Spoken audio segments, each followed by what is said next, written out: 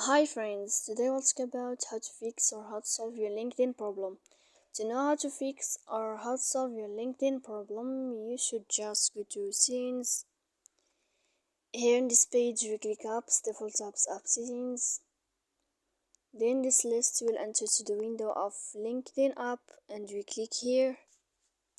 When you find this page of app info, you click on first stop and we click OK. Then we'll enter to the window of storage. After that, we click clear cache.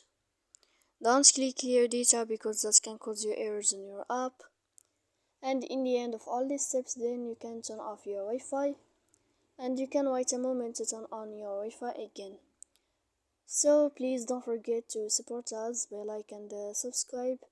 See you next time in another video, and thank you for your attention and your watching.